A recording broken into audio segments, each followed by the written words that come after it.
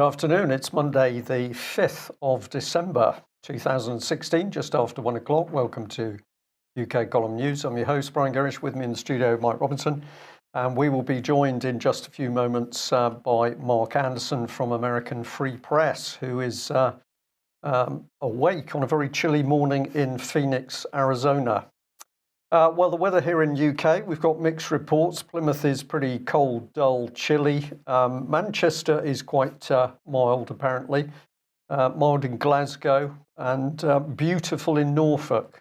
So people have woken up there very happy, but I'm sure the Conservative government will squash that pretty quickly.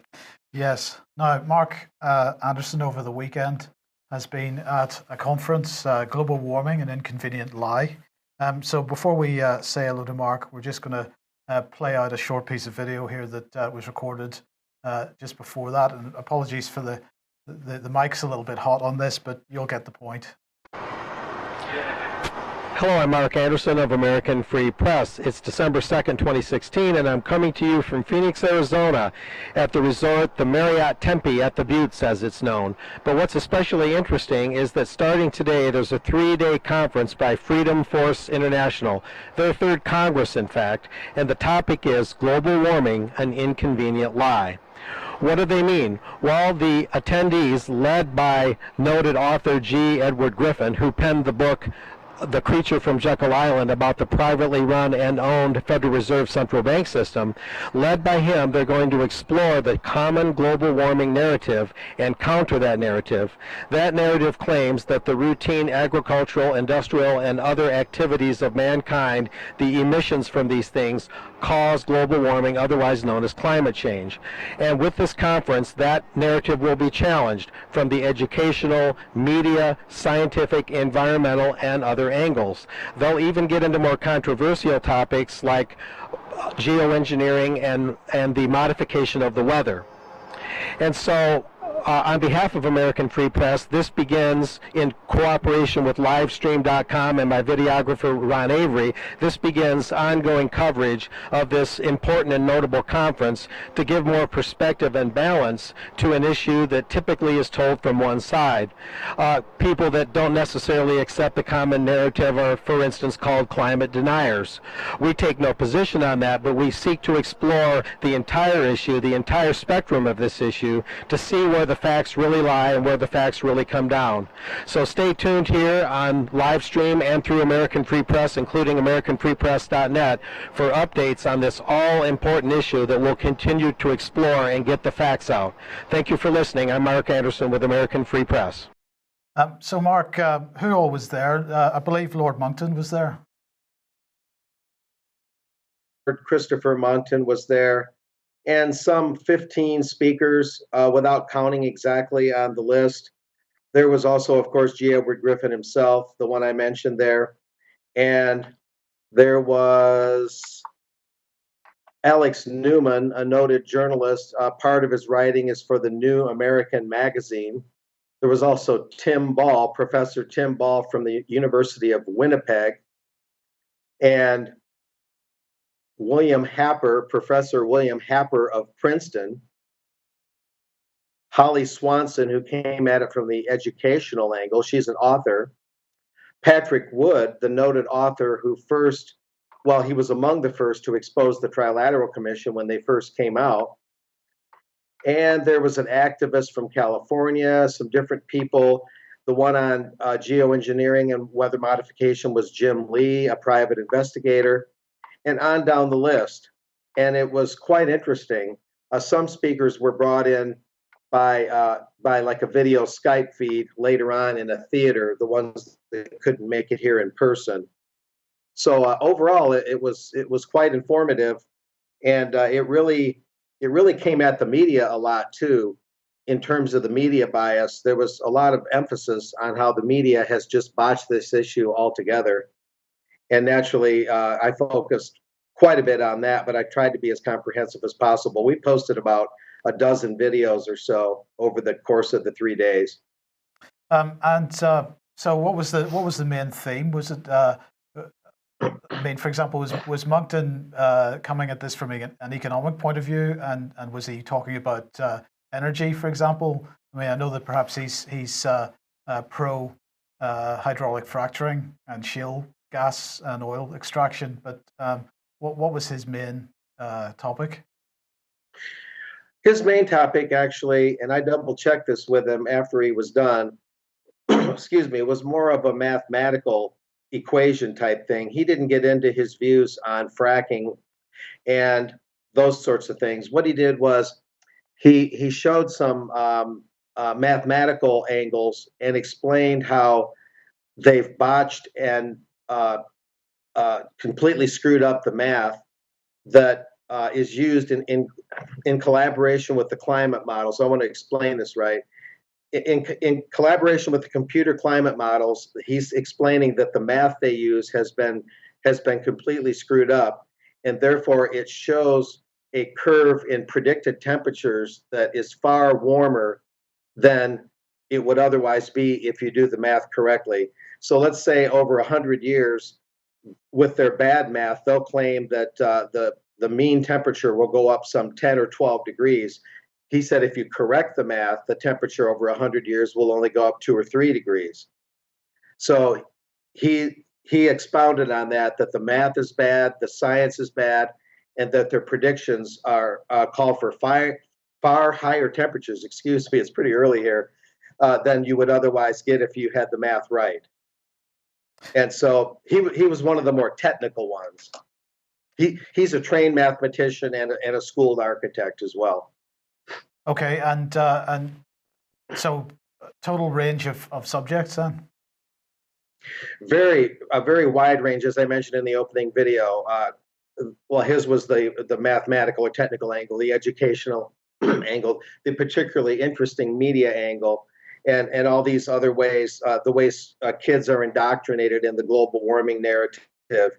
It's a lot of material to cover in our current format here for today's show, but there was a video the night before this thing that kind of set the tone before they got into the meat of the program, and it showed how they skew the statistics. Like 97% of all scientists agree that global warming is a real thing based on our industrial and agricultural emissions.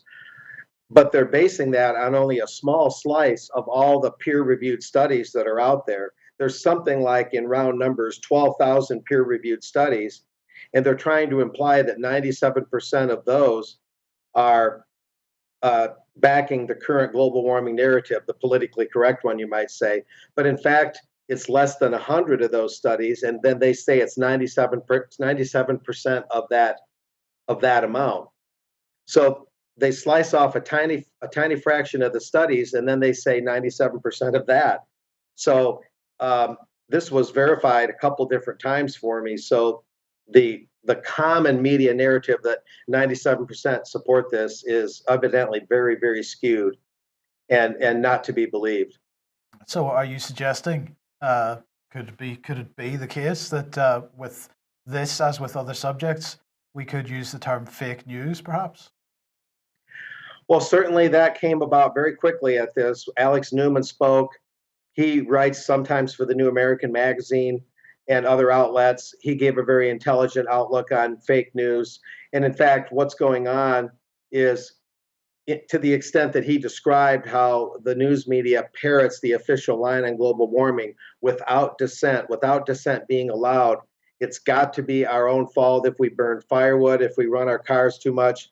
The everyday people are blamed when in fact far more enormous amounts of so-called greenhouse gases are used by the huge ships that go back and forth from the US to China to deliver all the free trade goods in such massive amounts. And that pollution actually has a discernible effect on the weather in some respects. And maybe we can't get into all the details, but the wrong people are being blamed to the extent that the weather is affected at all in any way. But long-term global warming just doesn't hold any water, and yet the media parrots only one side of this issue without dissent allowed. So yes, Alex Newman therefore concluded the real fake news is the so-called mainstream media, and they're not the mainstream media because they're so out of touch with the mainstream that they're actually the fringe media. So ABC, NBC, the BBC, they're the fake news, they're the fringe. Absolutely. That's the consensus. Absolutely. So you just wanted me to, you spent a little bit of time with Patrick Henningsen over the weekend as well. So we'll bring 21st Century Wire on screen here. And this Washington Post sloppy journalism blames Russia for fake news crisis and Trump's win while pushing neo-McCarthyism. This is a fantastic article, and I do recommend it. But the other related article you wanted to mention was this from The Guardian. US legislation proposes new committee to counteract Russian covert influence. So this is from a couple of days ago, but Mark, just give us a bit of background to this. Well, Patrick and I were discussing this. I don't have these articles right in front of me right now. Essentially, the two articles together are part of, and this is very interesting. Listen to me carefully here. The mainstream media, in the wake of the Trump campaign, knows they botched it. They know that their bias was very, very ridiculously heavy against Trump, whatever one may think of Trump, and they know that their predictions and their desires didn't come true. Therefore, with the populist part of America waking up, they know that that reflected very badly on them. And they already know that people are looking at them with a very jaundiced eye. So in defense, they're already calling the alternative media, people like you and I, Brian and Mike, they're calling us the fake news as a defensive measure, an advanced defensive measure, because they feel like it's coming. They can hear the horseback coming over the hill, if you know what I mean. And so as a preemptive measure, they're getting this out there because they, deep down, they know they botched it and that they can most ably be accused of being the fake news most accurately. So now they want to put all these lists out there, 21st Century Wire being on the list. Some of us haven't made the list yet. American Free Press evidently hasn't yet, but they're putting all these lists out there saying that we're the new Trotskyites. That's what Thomas Friedman of the New York Times called climate deniers, including those in the alternative media. And all the people on these hit lists are the real media, the ones like you and I that are trying to make headway, and they're trying to head us off at the pass. So we're McCarthyites, we're Trotskyites. We're in league with Vladimir Putin because we'll only report news that's favorable to him and against the U.S. and British governments. And that's the thrust of it. I would encourage readers and viewers and listeners of your show, of course, to read these articles in more detail. But I wanted to get the thrust out there. They know they screwed up, and they're trying to watch their flank because they know people like you and I are coming after them, putting it bluntly. Mark, it's fascinating to watch this unfold. I just wanted to just say that I think they're on an utter loser over this, because at the end of the day, we've got hundreds of thousands of people, in fact, millions of people who are now posting on social media. They're reacting to things very, very quickly. So we've got millions of human beings with some pretty potent intellect, if we still compare it to the average Apple Mac. They are doing the analysis, they're reacting in very short times. I don't see how the mainstream media can possibly keep up on this one. They've started a war, they've thrown the first couple of rocks, but how are they going to react to millions of people analysing what they're putting out? I think they're on a loser. Yeah, they're reacting the way they are right now. And I'll mention that Patrick and I had a very good discussion. There is a Daniel Sidersky, and he's created a voluntary download browser that you can get through Safari and Mozilla and Chrome, and that browser will download the media hit list. And calling the alternative media, the so-called alternative media like you guys and me and others, calling us fake news. And we understand that there's an algorithm that draws on a database of good or bad websites, and the good ones aren't allowed through and the bad ones are allowed through. So they're trying to create not just this browser that would put so-called fake news hit lists, in more people's hands to target people like you and I, but to also make it when people surf the web, the UK column and different websites would be demoted in the overall listings. This is what Patrick and I were discussing, and this is Patrick's understanding, Patrick Henningsen of 21st Century Wire. So this is something that he and I are watching very closely. We had a very long discussion about that last night as the conference wound up. Well, I mean, that's right, Mark. So these are plugins to the browsers, and you've got to say that probably the type of person that's going to install a plugin like that isn't the type of person that would be our audience anyway. But the slightly more concerning aspect of this is the fact that Facebook and Google in particular are very keen to, well, at least they're at least giving lip service to it. I think Google probably more than Facebook, keen to stop advertising on the sites on that list. And of course, for many independent media websites, advertising revenue is all they've got to keep them going. So the point I would make at this point is that the people that enjoy the content from these types of websites are going to have to consider that and consider what options they have for the future to help fund those websites. I'm not just talking about UK Column and 21st Century Wire, but a much broader range than that. So revenue is clearly a key aspect of this sort of hit list. Indeed. I think, Mike, you just put it all together, and we have to watch everything: the browser plugins, the revenue aspect, demoting in the listings, not appearing as high in the search engines, and so on. The whole gamut has to be looked at and watched, and it's concerning. It's a little unsettling, but I believe ultimately, if we stick to our guns and keep things straight ahead and factual and stay on it, ultimately the so-called mainstream media, the real fake media, will, with a little prayer, fall by the wayside. Absolutely. Well, look, let's just mention Trump, because he has started his thank you tour and started it a few days ago in Cincinnati. And Reuters here pretty upset about it. So you might say that they realize they've overdone it, but still Reuters sort of made a big deal of the fact that, or at least what they said was that the venue for this rally was only 2/3 full. Well, in fact, that really wasn't the case. Because in the first few minutes of his speech, he said, "Well, I didn't know what came with this position when I took it, and I didn't appreciate that they closed the roads for an hour and a half before the." So basically, as he was, this was through the action of his protection crew, and basically, as he was speaking, there were people still coming in. The place was rammed. It wasn't only 2/3 full; it was absolutely packed. And so what was he talking about? He was mainly saying thank you to everybody for electing him, but he was talking about how he was going to redevelop the country. He was talking about how he was going to invest in infrastructure, and we'll be coming on to British infrastructure investment in a minute, and we'll sort of perhaps see a slight difference in the approach here. But what he absolutely made clear was that he is going to cooperate with any country interested in destroying Islamic State. He is not. He has absolutely come out against this whole regime change agenda. Now, there were a few things in his speech that I wasn't 100% comfortable with, and I'm going to do a little bit more work on that. Some of the language that he used and so on. He certainly was very keen, as part of his infrastructure development, to discuss promoting shale gas and shale oil production. So some people aren't going to be too happy with that.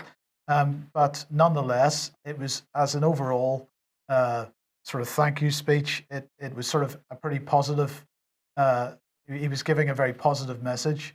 So, I mean, I'm pretty sure you haven't seen this yet, Mark, but the media still continues to get their little jibes in wherever they can. Yes, I was talking about Brexit with one of the participants here at the global warming conference that just wound up, and I think his name was Edward Radcliffe. I'm double checking that right now, and he was saying that. I think Mark's just gone. Are you still there, Mark? No, doesn't look like it. Oh, he's come back. You're back. Did you lose my signal? Yeah, I lost you for a couple. Yes. Oh, I'm sorry. Well, Edward Goodliffe was speaking on Brexit. He was talking about it over some beverages last night, and he was saying how he didn't believe in Brexit being real, that Theresa May, in his opinion, he's from Devon, you're part of England originally, and he didn't believe Theresa May was for real about Brexit and that she'd never actually allow it to fully implement. And what he meant by that was it's the whole thing is kind of farcical, although it reflects the will of the British people, however, to get out of EU. Well, the Trump campaign, in a like manner, reflected the will of the American people to adopt a somewhat more nationalistic populism kind of system, and that's a parallel with Brexit. And yet the media still continues to pound on Trump almost as if he hasn't been elected yet. And I think it's because of what Trump represents, not just Trump himself being elected, but because he's kind of the spokesman or the would-be spokesman for that part of the American electorate that has woken up a little more and is trying to get out of its sleep and slumber and break out of this internationalist prison that the elites have locked us in. So I think that's a major reason the media does that. It's what Trump represents with regards to the people. And it's similar to the Brexit thing in that sense.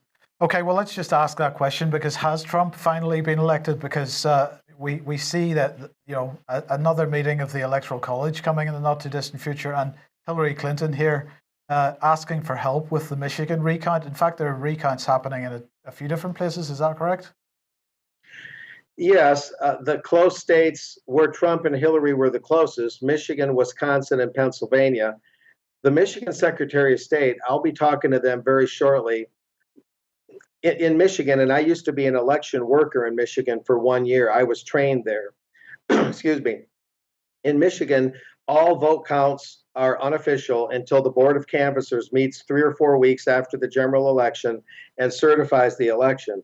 The Board of Canvassers in Michigan did meet in the end of November and certified that Trump won by some 10,700 votes without looking at it. I believe it's 10-7. So the Michigan part of this is considered official now. And exactly how this is going to play out, I'm not sure, but there's a pretty good consensus. My news friend, Gary Franchi at the Next News Network in Illinois, he believes the same, that Jill Stein of the Green Party has been a go-between, a proxy for Hillary Clinton to take some of the heat off Hillary, to make it look like Jill Stein wanted the recount. And yet it came out that Hillary actually wants this behind the scenes, while verbally or publicly indicating she doesn't want the recount. So it's pretty certain that Jill Stein is just being a shill for Hillary here. Well, and, I mean, she can't be anything else, Mark, because her proportion of the vote was so small relative to the other two that a recount isn't going to make any difference whatsoever to her position. Yeah, she got something like 1% of the national vote. That's right. Hillary would be the only one with skin in the game on this. And so anybody that falls for this Jill Stein thing really has to, look at their news viewing skills, you might say. The Electoral College meets December 19th. No one is thinking that the election could somehow be reversed. Traditionally, based on tradition, that could never happen. I don't want to make any predictions right now, but of course I can be on your show again before then. I believe I should, because I think we need to nail this down a little harder. Yeah. But at this point, I think it's desperation on the part of the Clintons, or at least diversionary. It would cause quite the ruckus if something were second guessed on this, that's for sure. So it bears watching. Okay, well, look, let's make a little bit of progress through some of this stuff then. Of course, Italy held their referendum over the weekend, and Renzi lost, so he is now gone as Prime Minister. Well, this is just another example of the sort of mindset of people as this progresses around the world. Today, in the Supreme Court, we've got the judges deciding on Brexit. Well, of course, they're not really deciding on Brexit at all, because Brexit decision was made in the referendum. It's now being systematically ignored by various people. Of course, the judges will make a decision on a point of law, which will just throw the thing up into the air without any doubt. What can we say? The judges are going to get the blame for this, and it's going to get people at each other's throats. That's the intention. We're not going to progress towards Brexit because the intention isn't that we do so.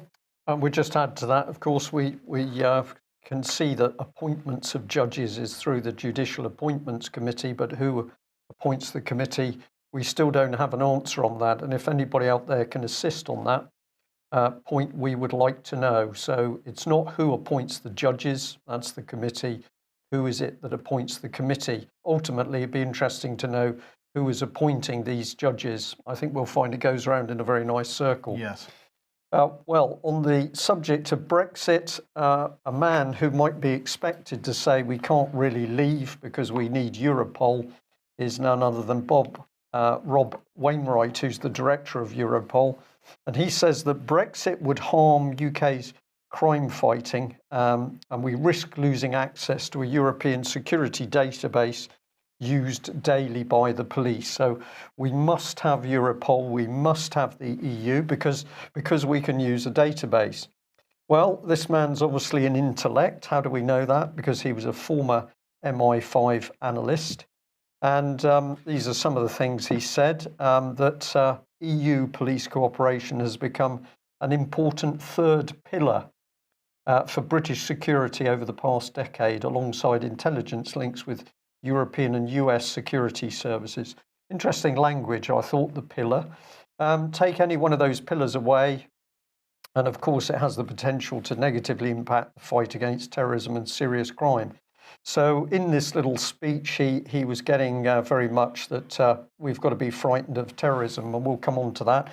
But here's the database, the Schengen Information System, SIS. Is that same as ISIS? It's pretty close, isn't it? It is confusing to know who the rebels are and the good terrorists and the bad terrorists, but this is a vast database of 64 million pieces of information. I'd have thought that was a pretty small database myself, but it's a vast database of 64 million pieces of information used by 29 European countries, and these are alerts related to passport identity records. It says it's also got information on 35,000 criminal suspects, 88,000 missing people, and nearly 500,000 non-EU citizens denied entry to Europe. Well, I'll just bring in the little arrow there because I wonder if those 300 missing Syrian children are part of the work of Europol. I think we might see if that's the case. So let's carry on with what Mr. Wainwright has to say. He said he's often misquoted as saying there are 5,000 terrorists running around Europe. There are not. There are 5,000 that have gone out. We think around a third of them have come back, and of those, the majority do not pose any terrorist threat. So they're not terrorists then? Well, he says we've got to be afraid because there are very few terrorists, and they're not even sure of the ones who they think could be terrorists, whether they are terrorists, and if they're good terrorists or bad terrorists. Well, this is clearly a good service that Europol is providing Europe's police forces. Well, stay with it because it gets better. Anyway, he says that what we've just read, that still gives rise to a very substantial number of terrorists. So it's a very small number, and we're facing a very serious threat. But it's substantially small? It's substantially small. Right, okay. I hope you're following this, Mark, because, of course, this is how Mr. Wainwright, who's part of MI5, evaluates terrorism. It's very confusing. Now, we thought we'd have a look at Europol because he's the boss. Let's see the quality of product that Europol produces. So here we are. Let's go to the website. And they've got a little Christmas edition of EU's Most Wanted People. An advent calendar. Yeah, EU Most Wanted December campaign with a little Father Christmas hat and a Christmassy theme. And if you think I'm joking, we just have a little look at the video that's underneath this. It's a little bit crude because I took it quickly, but this is the quality of Mr. Wainwright's Europol. It's really spectacular. It's got very spooky music, Christmassy theme, and of course nothing to do with terrorism. This is a criminal, Cyprus, killed 3 people in a restaurant, nasty man, and the whole video is about criminals. I have to say that actually I strongly recommend everybody goes to the Europol website and looks at this little video. Well, you've got to have it with the music, Mike, yes, because this is utterly vile stuff. I would say that it's designed to damage your mind because you're not really sure what you're looking at there. Well, because it's got all this Christmassy feel and then it's got some pretty dark music to go with it. But what they're not talking about is terrorists. What they're talking about are criminals, international criminals. So I think Mr. Wainwright's confused, but if he's paid by Europol, probably he is going to say that we need to stay in Europol. Yes. Okay, Aleppo then. Aleppo almost done and dusted as a campaign. Syrian rebels set to lose another Aleppo district, according to Reuters here. That's according to an insurgent. I'm not sure whether he's a rebel, an insurgent, or a terrorist. But anyway, Reuters saying another key district of eastern Aleppo has effectively fallen to advancing Syrian government forces. A rebel official said on Monday, as the army and allied militia pressed its assault against the opposition-held enclave. And actually, Sputnik today reporting that eastern Aleppo militants are in talks with the Syrian army, secret talks, they say, to discuss the terms of a surrender. So perhaps the Aleppo situation is going to resolve itself very, very quickly. And no doubt focus will move on to Idlib, which seems to be where most of these people are heading off to once they get out. Now, I just wanted to say thank you to everybody that has contributed to Vanessa's trip to Syria. Vanessa just wanted me to pass on her thanks and to say, if you are making a contribution via the wallwillfall.org, please don't mark the donation with the word Syria in any way. You might say UKC or something just to let her know where the money's come from, but not Syria, because PayPal is blocking any donations that they feel may be related to Syria in any way. And according to Mr. Wainwright, so as things get better in Syria, the terrorist threat is going up. Yes. Yeah. That's absolutely right. And of course, at the heart of the terrorist threat is NATO. And you can make of that statement as you wish. And Jens Stoltenberg today making an introductory speech, an introduction to what's happening over the next couple of days, which is the NATO foreign ministers meeting. And he said over the next 2 days, NATO foreign ministers will meet and address the most pressing security challenges we're facing and how we are responding. He said at first they will discuss NATO-EU cooperation, because stronger cooperation between NATO and the EU is one key way to strengthen our response to a more challenging security environment at a time when the peaceful order is being challenged in new ways. NATO and the EU need to work closer than ever before. And he said, at all levels, from staff-to-staff talks to my regular meetings with Presidents Tusk and Juncker, because the EU needs two presidents, of course, and High Representative Federica Mogherini, and our participation at each other's ministerials and summits, we've moved step by step in a pragmatic way, which benefits all our nations. And this week, I expect we'll take a significant step forward by endorsing a package of more than 40 measures to implement the joint declaration, which I signed together with President Tusk and President Juncker in July in Warsaw. And so he goes on. Now, one of the things he said is that tomorrow they are going to discuss the progress they've made, boosting the capacity of our neighbours to the east and the south, including their support for the counter-ISIL coalition, training of Iraqi officers, and the new Operation Sea Guardian in the Mediterranean. So I just thought it would be amusing, Brian, perhaps, to have a look at, let's look at the Russian sort of position in the Mediterranean at the moment. They've got the Kuznetsov there, for example. So I just thought we'd have a look at Operation Sea Guardian in comparison with this. So Russia has got their aircraft carrier there in the Mediterranean, and NATO has that. Yeah. So there you go. That is the image that NATO wants to present Operation Sea Guardian as. Now, what is it? It's what they say about Sea Guardian is that maritime security is high on NATO's agenda. As part of the 2011 Alliance Maritime Strategy, NATO has created a flexible maritime operation called Sea Guardian. This operation was created at the Warsaw Summit in July 2016. It can perform a broad range of marine security tasks and is currently operating in the Mediterranean.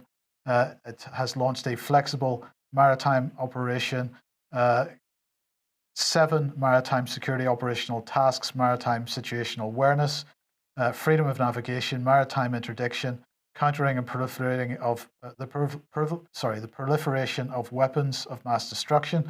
Does that look like the type of equipment that is going to do that? Well, I mean, this is small-scale boarding operations and what's going on here, Mike. I do notice the rigid inflatable boat, and of course Michael Fallon was boasting a few weeks ago at Portsmouth that there was a 60 million contract for a lot more of these rubber boats for the Royal Navy. So we can see where that's just going. going to stop there, I think. Yes, very wise. And just to finish with Jens Stoltenberg, then he said that on Wednesday they will also hold a meeting of the NATO Ukraine Commission.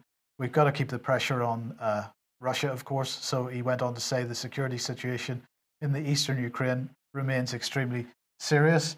So what did Boris have to say? Well, he said the Russian interference also continues despite the horrific scenes in Aleppo. The fight against Daesh is making progress despite the horrific. So the Syrian army is going and dealing with ISIS, but in spite of that, the fight against Daesh is making progress.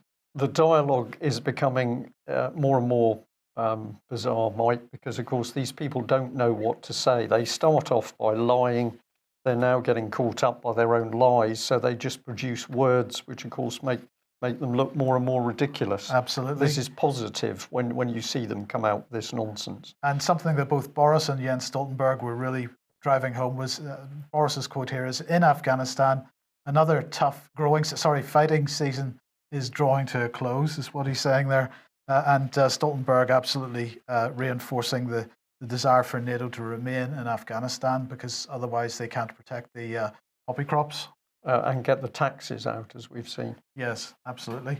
Okay, tonight, Monday live programs tonight. Ian Crane will be back. There'll be no Humanity versus Insanity this week because this week is the 100th episode of Fracking Nightmare. So Ian wants to concentrate on that. So at 7:30 we will repeat last week's Humanity versus Insanity, and join us at 9 p.m. tonight for the 100th episode of Fracking Nightmare. Okay, well, thank you for that. Somebody in our chat box came out with a little statement saying end poverty through death. And that was a pretty appropriate statement. Let's have a look at what's starting to happen around elderly people in UK. So the Mail here with a headline, anger as local councils are given the power to seize pensioners' homes to pay for rising care costs. And basically we've got an acceleration of literally the theft of private property. So go near the care system when you're a mature person, and we can see more and more that the state is going to have your property if you take anything out of the care system. So this is part of this article. Homes of the elderly and vulnerable are being taken by local authorities to pay for residential care bills. Now, there was a proposal that people shouldn't pay more than £72,000, so they wouldn't lose all their assets. But local authorities are now saying, no, we must be able to take the whole house because otherwise we can't pay for the care. And the so-called deferred payment agreements see elderly people hand over their properties to councils, which then hold the homes as collateral and cover costs on their behalf. And of course, this is ripe for fraud and corruption. Some 55 councils have taken part with nearly 3,000 DFAs. And it's pointing out there we're now up to 400,000 people who are at risk of having their property simply stolen by the state. I mean, I have to say, Brian, that aside from the risk of corruption, which is huge, just the fact that people who have been paying into the system all their lives are having their assets taken in this way, it just beggars belief. It's outrageous, but it's also very dangerous, as we're going to now show. So we'll follow this through. These are the sorts of headlines that we've been seeing. This was from the Telegraph about a year ago, I think. Inheritance tax windfall for the Treasury after winter death rates soar. So death equals profit, which is what our viewer was talking about. The government's going to pull in a quick 200 million this year, so 2016, as more people have to pay inheritance tax. And I had tweeted out a few months ago that Tory were going to cash in, surprisingly, after the flu vaccine has been pushed at elderly people, and all of a sudden we're seeing an increase in the winter death rates amongst elderly people. But I also pointed out that it was just a coincidence this was happening as David Cameron was talking about a, quote, dementia goal of 2 million people by 2050. And this is part of that. Prime Minister's challenge on dementia 2020. Well, it wasn't a challenge. This was basically rewarding doctors with cash bonuses. And they were going to get those bonuses for diagnosing people with dementia and prescribing disease modifying, that's their words, not mine, disease modifying drugs. So let's bring in the BBC and fake news, and here it is, and it's pretty direct. Dementia is now leading the cause of death. Well, this has got to be fake news because dementia is not a terminal illness. But if you read the BBC's article, of course, this is what they try and tell you. Last year, more than 61,000 people died of dementia, 11.6% of all recorded deaths. This has got to be fake news because dementia itself doesn't kill you. But they bring in the statistics to try and make it all look good. So here again on this graph, which is showing the difference between dementia and heart disease, dementia killing women, heart disease killing women, and the dementia in blue has passed the heart disease, according to the BBC. Here's the headline: dementia is the leading cause of death for women. That statement is untrue. And they produce a similar graph for men. And at the moment, the heart attack is still winning in the death state. So the Express is on the same line. So dementia death toll rises twofold amongst over 65. So we've got the dementia clearly here as the cause of death. And then they say that in more than half of the cases, the illness was recorded as an underlying cause of death or as a contributory cause, which is the truthful statement because, of course, dementia itself does not kill. But let's bring in the Alzheimer's Society, of course, who say they're there to help stop problems with dementia. And we picked this out, which we thought was very important. Some of the drugs that are frequently prescribed for behavioural symptoms in people with dementia can have severe side effects and may increase the person's confusion. So the doctors are getting bonuses for prescribing the drugs, and Alzheimer's is calmly saying, well, we know that some of these drugs actually make people appear to have dementia. So if you're a suspicious person, there's room for some very unpleasant things going on here. But here is the Alzheimer's talking about the causes of death, and we get into the meat of it here. Although dementia is a life-shortening illness, another condition or illness, such as pneumonia, may actually cause a person's death. And they end by saying that pneumonia is listed as the ultimate cause of death in up to 2/3 of people with dementia. So let's put this picture together. And here is the Prime Minister. He's somehow able to forecast that 2 million people will have dementia by 2050. How is he able to do that, Mike? Because they're diagnosing people with dementia that don't have it. I think this is where it's heading. We'll remind ourselves that the government now wants us to believe that if you get dementia, it's going to kill you. And of course, who better to push that out than the BBC? We can bring in this one here because we see half of care homes regarded as being substandard. And we're now clearly being told by Alzheimer's that within those care homes, drugs are being used which induce symptoms of dementia. Government's told you dementia kills. So now we can expect these elderly people to die. And on their way to death, in step the local authorities with the NHS, social service and the Court of Protection to take their property. So the listener or the viewer to the programme today who said end poverty through death, well, the Conservative government has got the machinery set up for it. Yeah. Mark, you had some thoughts?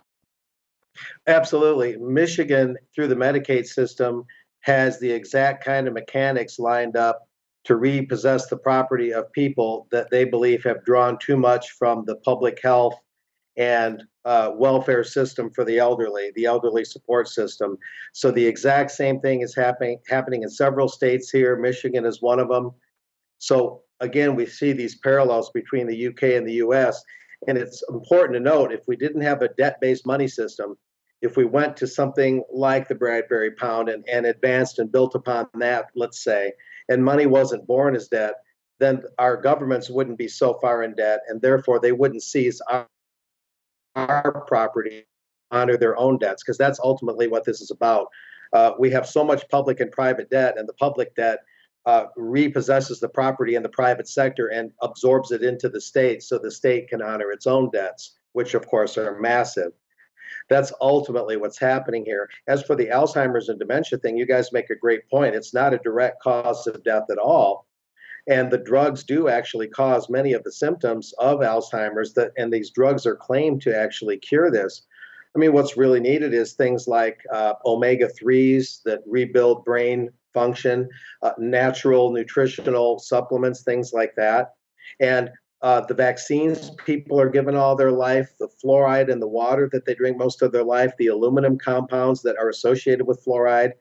And these are the things, plus the heavy metals and all the pharmaceutical drugs, these are the things that are being strongly implicated in as causative factors of Alzheimer's.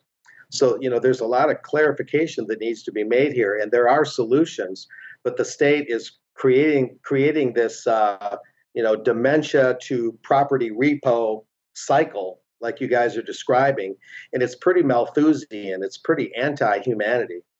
Absolutely. Okay, thank you, Mark. Right, just run through a couple more here then. RBS, according to Sky News and a bunch of others, RBS settling shareholders' lawsuits as part of an £800 million deal. So more money going out of RBS, which doesn't have any money to put out anyway, because of their bad behaviour in the past. This is investors who were misled just in the run-up to 2008. They were encouraged to buy RBS stock in a £12 billion fundraising drive. And of course, that £12 billion disappeared pretty quickly immediately after the 2008 crash. And then the taxpayer ended up putting another £45 billion in. So they're giving back £800 million of that £12 billion. So that seems like a good deal. In the meantime, Liam Fox, well, what was he up to? He was speaking at the World Trade Organization in Geneva. Well, it was this little, there was nothing really in the speech that we hadn't heard before, but it was this little quote talking about the World Trade Organization and saying the deals signed at the WTO have lifted millions from poverty and created a world that few of those who signed GATT in 1947 would have thought possible. Well, I think that we don't have time for the discussion on this now, but there's a bit of debate could be had on if millions were lifted from poverty, how many were kept in poverty as a result of it, but that's for another time. Today, the UK government has released its latest national infrastructure pipeline, and we're just going to mention this because it's amusing by comparison with what Trump is proposing. So let's have a look at some of the things that are on it.